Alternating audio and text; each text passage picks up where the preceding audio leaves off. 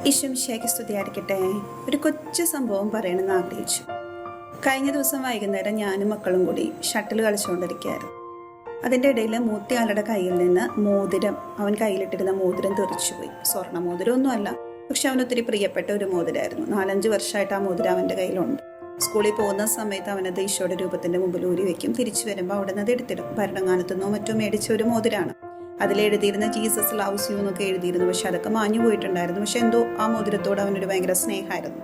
ആ മോതിരമാണ് ഷട്ടിൽ അടിച്ചപ്പോൾ തെറിച്ചു പോയത്. അവിടെ എല്ലാം നോക്കി, പക്ഷെ കളിക്കുന്നത് റോട്ടിലാണ്. അവിടെ മുഴുവനും ചെടികളും മണ്ണും ഒക്കെ ഉണ്ട്. അപ്പോൾ പിന്നെ ടൈൽസ് ഇട്ട റോഡ്, അതിൻ്റെ ഇടയിൽ പോകാൻ ചാൻസ് ഉണ്ട്. അപ്പോൾ അതുകൊണ്ട് മോതിരം കിട്ടാൻ സാധ്യതയില്ല. എന്നാലും അവനിങ്ങനെ അയ്യോ എൻ്റെ മോതിരം എന്ന് പറഞ്ഞ് നോക്കിക്കൊണ്ടിരുന്നപ്പോൾ ഞാൻ അവൻ്റെ അടുത്ത് പറഞ്ഞു, നീ ഒരു വചനം പറയേ, മറഞ്ഞിരിക്കുന്നതൊന്നും വെളിപ്പെടാതിരിക്കുകയില്ല. ഈ ഒരു വചനം നീ 12 പ്രാവശ്യം റിപ്പീറ്റ് ചെയ്യാം, എന്നിട്ട് നീ നോക്കുക എന്ന് പറഞ്ഞു. ഒരു 5ാം ക്ലാസ്സിലോ 6ാം ക്ലാസ്സിലോ ഒക്കെ പഠിക്കുമ്പോൾ ഞാനിത് അവനോട് പറഞ്ഞിരുന്നെങ്കിൽ അവൻ അതപ്പം തന്നെ അനുസരിച്ചേന്. പക്ഷെ ഇപ്പോൾ അവൻ 11ാം ക്ലാസ്സിലാണ് പഠിക്കുന്നത്. അപ്പോൾ കുറച്ച് ഉള്ളിൽ അവൻ ഒരു സ്ട്രഗിള്, ഒരു ഫൈറ്റ് അത് നടക്കുന്നത് എനിക്ക് മനസ്സിലായി. അവൻ പറഞ്ഞു, ഇപ്പോൾ വചനം പറഞ്ഞാൽ ഇപ്പം മോതിരം കിട്ടുമോ, വചനം ഞാൻ പറയണോ, അമ്മ ചുമ്മാ പറയല്ലേ, അങ്ങനെയൊക്കെ ഒരു രീതിയിൽ അവൻ ഇങ്ങനെ പറഞ്ഞു. അപ്പോൾ എനിക്ക് മനസ്സിലായി അവൻ്റെ ഉള്ളിലൊരു സ്ട്രഗിൾ ഉണ്ട്. അപ്പോൾ ഞാൻ പറഞ്ഞു, നീ പറഞ്ഞു നോക്ക്, എന്താ സംഭവിക്കാമെന്നറിയാലോ. അപ്പോൾ അവനിങ്ങനെ മറഞ്ഞിരിക്കുന്നതൊന്നും വെളിപ്പെടാതിരിക്കുകയില്ല എന്ന് ഒരു പ്രാവശ്യം പറഞ്ഞു. ഞാൻ പറഞ്ഞു, ഒരു പ്രാവശ്യമല്ല, എൻ്റെ നാവിൽ പരിശുദ്ധാത്മാവ് 12 പ്രാവശ്യം എന്നാണ് പറഞ്ഞത്. അപ്പോൾ നീ 12 പ്രാവശ്യം പറയണം.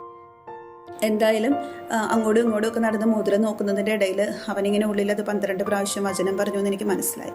എനിക്ക് വലിയ പ്രതീക്ഷയില്ല മോതിരം തിരിച്ചു കിട്ടുന്നത്. കാരണം ചെടിയും മണ്ണും ഒക്കെയാണ് അവിടെ. ഈ കൊച്ചു മോതിരല്ലേ. അപ്പം ഞാൻ ഉള്ളിലിങ്ങനെ പ്രാർത്ഥിച്ചു, ഈശോയെ ഒരു സാക്ഷിയായിട്ട് കൊടുക്കണേ, അവൻ വചനം ചൊല്ലി പ്രാർത്ഥിച്ചിട്ടുണ്ടോയെന്ന് ഇങ്ങനെ പറഞ്ഞു. അങ്ങനെ ഞങ്ങൾ മോതിരം നോട്ട് അവസാനിപ്പിച്ചു. കാരണം ഞങ്ങളുടെ കണ്ണിൽ പെട്ടില്ല. പക്ഷേ അവിടെ നിന്ന് കയറി പോകുന്നില്ല. ഞങ്ങൾ അവിടെ തന്നെ നിന്ന് ഇങ്ങനെ വർത്താനം പറയാൻ തുടങ്ങിയപ്പോൾ അവൻ എന്ത് ചെയ്തു എന്ന് വെച്ചാൽ, അവനിങ്ങനെ അവൻ്റെ ഷട്ടിൽ ബാറ്റ് മതിലിൽ വെച്ച് അവൻ നോക്കിക്കൊണ്ടിരുന്നത് ഇങ്ങനെ നിൽക്കുമ്പോൾ അവൻ പെട്ടെന്ന് കണ്ടു ആ മതിലിൻ്റെ തൊട്ട് താഴെയുള്ള ചെടിച്ചട്ടി, അതിലൊരു ചെടിയുണ്ട്. ആ ചട്ടിക്കകത്ത് എന്തോ തിളങ്ങണം.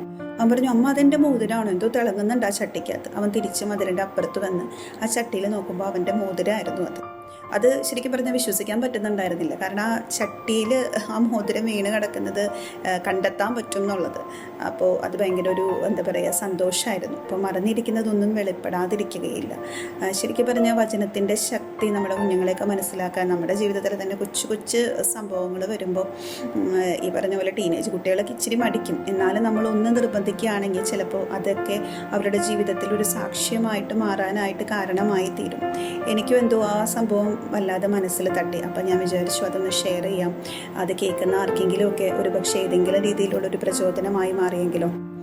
ഈശോമിശിഹായ്ക്ക് സ്തുതിയായിരിക്കട്ടെ.